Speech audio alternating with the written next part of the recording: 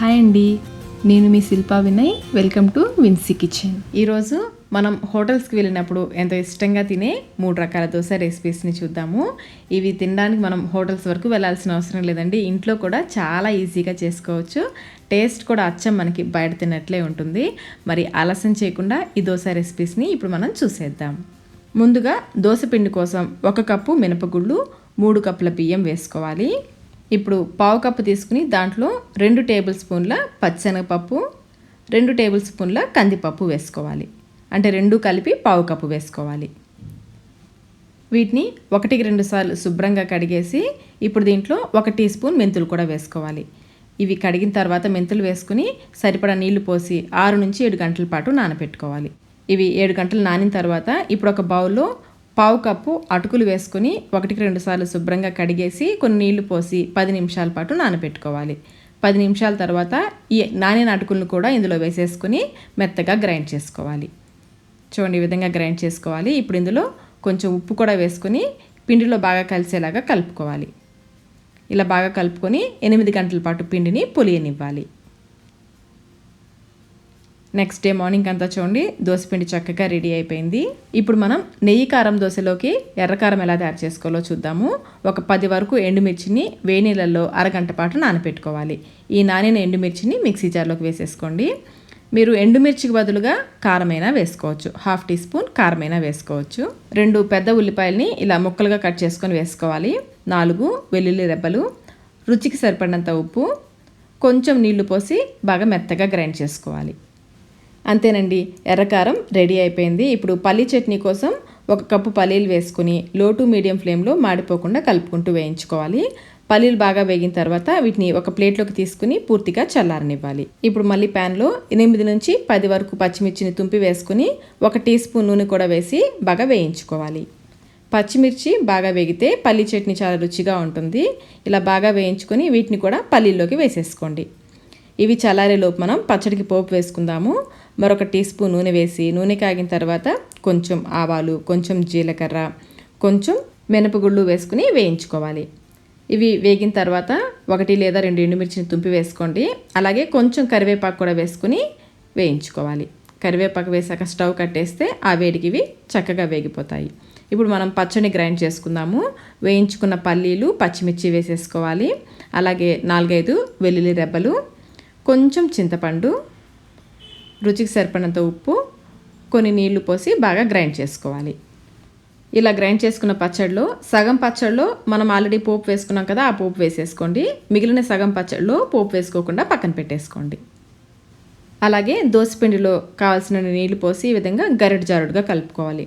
దోసపిండి కూడా రెడీ అయిపోయింది. ఇప్పుడు మనం దోశ వేసేసుకుందాము. ప్యాన్ బాగా వేడెక్కిన తర్వాత 2-3 చుక్కల నూనె వేసుకుని ఉల్లిపాయతో రుద్దుకోవాలి. ఇలా రుద్దడం వల్ల ప్యాన్కి అంటుకోకుండా చక్కగా వస్తాయి దోశలు.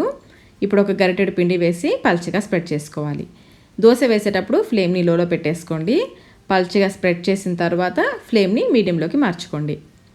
ఇలా స్ప్రెడ్ చేసేసుకుని పైన పచ్చిదనం తగ్గిన తర్వాత మనం పోపు వేయకుండా పక్కకు తీసి పెట్టుకున్న పల్లీ చట్నీ 2 స్పూన్లు వేసుకోవాలి. అలాగే 1 స్పూన్ ఎర్రకారం, 1 స్పూన్ నెయ్యి కూడా వేసుకోవాలి. ఇప్పుడు ఇవి బాగా స్ప్రెడ్ చేసుకోవాలి. పల్లీ చట్నీ, ఎర్రకారం ఈ నెయ్యిలో బాగా వేగి ఈ దోశకి మంచి రుచి వస్తుందండి. ఇలా బాగా పల్చగా స్ప్రెడ్ చేసేసుకుని చుట్టూ మళ్ళీ కొంచెం నెయ్యి వేసుకోవాలి. నెయ్యి ఇష్టం లేని వాళ్ళు నూనెతో అయినా చేసుకోవచ్చు. మనం నెయ్యి కారం దోశ వేస్తున్నాం కాబట్టి నెయ్యి వేస్తున్నాము. మీడియం ఫ్లేమ్లో బాగా కాలిన తర్వాత తీసేసుకోవడమే. అంతేనండి, నెయ్యి కారం దోశ, ఘీ కారం దోశ రెడీ అయిపోయింది. ఇప్పుడు మనం ఎగ్ కారం దోశ ఎలా తయారు చేసుకోవాలో చూద్దాము. ప్యాన్లో 2 టేబుల్ స్పూన్ల నూనె వేసి నూనె కాగిన తర్వాత 1/2 టీ స్పూన్ ఆవాలు, 1/2 టీ స్పూన్ జీలకర్ర, 1 టీ స్పూన్ మినపగుళ్ళు, కొంచెం కరివేపాకు వేసుకుని ఈ పోపును బాగా వేయించుకోవాలి. పోపు వేగిన తర్వాత మనం గ్రైండ్ చేసుకున్న ఎర్రకారాన్ని వేసేసుకోవాలి. 5 నిమిషాల పాటు మీడియం ఫ్లేమ్లో కలుపుకుంటూ ఉడికించుకోవాలి.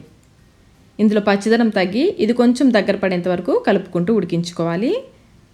చూడండి, కన్సిస్టెన్సీ వచ్చేంత వరకు ఉడికించుకొని స్టవ్ ఆఫ్ చేసేసుకోవాలి. ఎగ్ కారం దోశలోకి కారా చట్నీ రెడీ అయిపోయింది. ఇప్పుడు మనం దోశ వేసేసుకుందాము. ఒక గరిటెడు పిండిని వేసి పల్చగా స్ప్రెడ్ చేసుకోవాలి. దోశ వేసేటప్పుడు ఫ్లేమ్ని లోలో ఉంచి దోశ వేసాక ఫ్లేమ్ని మీడియంలోకి మార్చుకుని పైనుంచి కొంచెం నూనెని వేసుకోవాలి. దోశ పైన పచ్చిదనం తగ్గిన తర్వాత ఈ రెడ్ చట్నీని కొంచెం వేసుకుని స్ప్రెడ్ చేసుకోవాలి. చట్నీ స్ప్రెడ్ చేసేటప్పుడు ఫ్లేమ్ని లోలో పెట్టేసుకోండి. ఇప్పుడు పైనుంచి 1 లేదా 2 గుడ్లు కొట్టి వేసుకోండి. మీరు కావాలంటే 2 గుడ్లైనా వేసుకోవచ్చు. నేనైతే 1 వేస్తున్నాను. ఈ ఎగ్ను కూడా పల్చగా స్ప్రెడ్ చేసేసుకోవాలి. ఇప్పుడు ఫ్లేమ్ని మళ్ళీ మీడియంలోకి పెట్టేసుకుని చుట్టూ నూనె వేసి ఈ దోశని బాగా కాలనివ్వాలి. ఒకవైపు కాలిన తర్వాత నిదానంగా రెండో వైపుకు తిప్పుకోవాలి. ఇటువైపు కూడా కొంచెం సేపు కాలనివ్వాలి. ఇప్పుడు రెండో వైపు తిప్పుకొని ఫోల్డ్ చేసేసుకోవాలి. అంతేనండి, ఎగ్ కారం దోశ రెడీ అయిపోయింది. కారం ఎగ్ కాంబినేషన్లో ఈ దోశ రుచి చాలా బాగుంటుంది. ఒకసారి మీరు కూడా తప్పకుండా ట్రై చేయండి. ఇప్పుడు మనం మసాలా దోశని ఎలా తయారు చేసుకోవాలో చూద్దాము. ఆలు మసాలా కోసం ముందుగా ప్యాన్లో 2 టేబుల్ స్పూన్ల నూనె వేసుకుని నూనె కాగిన తర్వాత కొంచెం ఆవాలు, జీలకర్ర, పచ్చెనపప్పు, మినపగుళ్ళు వేసుకుని ఈ పోపును బాగా వేయించుకోవాలి. పోపు వేగిన తర్వాత 1 లేదా 2 ఎండుమిర్చిని తుంపి వేసుకుని వేయించుకోవాలి. ఇవి కూడా వేగిన తర్వాత 1 ఇంచ్ అల్లం ముక్కని చిన్న చిన్న ముక్కలుగా కట్ చేసుకొని వేసుకోవాలి. అలాగే 2 లేదా 3 పచ్చిమిర్చిని కూడా సన్నగా పొడవుగా కట్ చేసుకొని వేసుకోవాలి. ఇవి వేగిన తర్వాత ఒక మీడియం సైజు ఉల్లిపాయని సన్నగా పొడవుగా కట్ చేసుకొని వేసుకోవాలి. కొంచెం కరివేపాకు, కొంచెం ఉప్పు, రుచికి సరిపడినంత ఉప్పు లేదా కొంచెం ఉప్పు వేసుకోండి, కావాలంటే తర్వాతనే వేసుకోవచ్చు. కొంచెం పసుపు కూడా వేసుకొని వేయించుకోవాలి. ఉల్లిపాయలు మరి ఎర్రగా వేగాల్సిన అవసరం లేదు, ట్రాన్స్పరెంట్గా అయితే సరిపోతుంది. చూడండి, ఈ విధంగా వేగితే సరిపోతుంది. ఇప్పుడు ఇందులో 4 మీడియం సైజ్ బంగాళదుంపల్ని కొంచెం ఉప్పు వేసి ఉడికించుకొని పైన తొక్క తీసేసి మ్యాష్ చేసుకొని వేసుకోవాలి. ఇదంతా ఒకసారి బాగా కలిసేలాగా కలుపుకొని మూత పెట్టేసి 2 నిమిషాల పాటు లో ఫ్లేమ్లో ఉడికించుకోవాలి. 2 నిమిషాల తర్వాత ఒకసారి మళ్ళీ కలుపుకొని ఈ ఆలు మసాలా కొంచెం ముద్దగా ఉంటే బాగుంటుంది, పొడి పొడిగా ఉండే కంటే కూడా. అందుకని అరకప్పు వరకు నీళ్లు పోసి కలుపుకోవాలి. అలాగే సన్నగా తరిగిన కొత్తిమీర కూడా వేసుకొని కలుపుకోండి. ఒకసారి టేస్ట్ చెక్ చేసుకొని మీకు సాల్ట్ తగ్గితే వేసి కలుపుకోవచ్చు. బాగా కలిపేసుకొని మళ్ళీ మూత పెట్టేసి లో ఫ్లేమ్లో మరొక 2 నిమిషాల పాటు ఉడికించుకోవాలి. 2 నిమిషాల తర్వాత చూడండి, కన్సిస్టెన్సీ ఈ విధంగా ఉండాలి. ఇలా ఉంటే బాగుంటుంది. అంతేనండి, ఆలు మసాలా రెడీ అయిపోయింది. ఇప్పుడు మనం ఈ మసాలా దోశలోకి రెడ్ చట్నీని ఎలా తయారు చేసుకోవాలో చూద్దాము. ప్యాన్లో 1 టేబుల్ స్పూన్ నూనె వేసుకుని నూనె కాగిన తర్వాత 3 టేబుల్ స్పూన్ల పచ్చెనపప్పు వేసుకోవాలి. దీన్ని లో ఫ్లేమ్లో కమ్మటి వాసన వచ్చేంత వరకు వేయించుకోవాలి. పచ్చెనపప్పు బాగా వేగిన తర్వాత 10 ఎండుమిర్చి కూడా వేసుకుని వేయించుకోవాలి. ఇవి బాగా వేగిన తర్వాత ఒక పెద్ద ఉల్లిపాయని చిన్న ముక్కలుగా కట్ చేసుకొని వేసుకోవాలి. అలాగే 6-7 వెల్లుల్లి రెబ్బలు కూడా వేసుకొని వేయించుకోవాలి. మరి ఎర్రగా వేగాల్సిన అవసరం లేదు, ఉల్లిపాయలు ట్రాన్స్పరెంట్గా అయ్యేంత వరకు వేయించుకుంటే సరిపోతుంది. అలాగే కొంచెం చింతపండు, రుచికి సరిపడినంత ఉప్పు, కొంచెం పసుపు కూడా వేసుకోవాలి. ఈ ఉల్లిపాయలు ట్రాన్స్పరెంట్గా అయ్యేంత వరకు వేయించుకుంటే సరిపోతుంది. చూడండి, ఈ విధంగా వేగితే సరిపోతుంది. ఇప్పుడు స్టవ్ ఆఫ్ చేసుకుని వీటిని పూర్తిగా చల్లారనివ్వాలి. ఇవి చల్లారిన తర్వాత మిక్సీ జార్లోకి వేసేసుకుని కొంచెం నీళ్లు పోసి మెత్తగా గ్రైండ్ చేసుకోవాలి. అంతేనండి, మసాలా దోశలో వేసే రెడ్ చట్నీ రెడీ అయిపోయింది. ఇప్పుడు మనం దోశ వేసేసుకుందాము. ప్యాన్ బాగా వేడెక్కిన తర్వాత 2-3 చుక్కల నూనె వేసి ఉల్లిపాయతో బాగా రుద్దుకోవాలి. ఇలా రుద్దడం వల్ల దోశ ప్యాన్కి అంటుకోకుండా చక్కగా వస్తుంది. ఇప్పుడు ఒక గరిటెడు పిండిని వేసి పల్చగా స్ప్రెడ్ చేసుకోవాలి. దోశ వేసేటప్పుడు ఫ్లేమ్ని లోలో పెట్టేసుకోండి. దోశ వేసాక ఫ్లేమ్ని మీడియంలో పెట్టేసి పైన పచ్చిదనం తగ్గేంత వరకు కాలనివ్వాలి.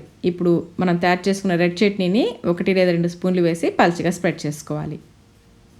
పైనుంచి కొంచెం నూనె కానీ నెయ్యి కానీ వేసుకోవాలి. మనకి హోటల్లో తిన్న టేస్ట్ రావాలంటే నూనె కొంచెం ఎక్కువే వేసుకోవాలి. దీంతో పాటుగా చిన్న ముక్క బటర్ కూడా వేసుకుంటే అచ్చం మనకి హోటల్లో తిన్నట్లే ఉంటుంది.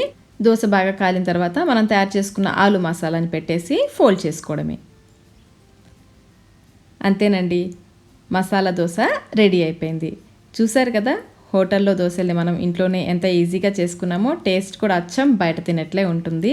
మరి ఇంకెందుకు ఆలస్యం, మీరు కూడా ఈ రెసిపీస్ని ఒకసారి తప్పకుండా ట్రై చేయండి. ట్రై చేసి మీకు టేస్ట్ ఎలా అనిపించిందో మాకు కమెంట్ రూపంలో తెలియచేయండి. ఈ వీడియో మీకు నచ్చినట్లయితే లైక్ చేయండి, మీ ఫ్రెండ్స్కి, ఫ్యామిలీ మెంబర్స్కి షేర్ చేయండి. Thank you.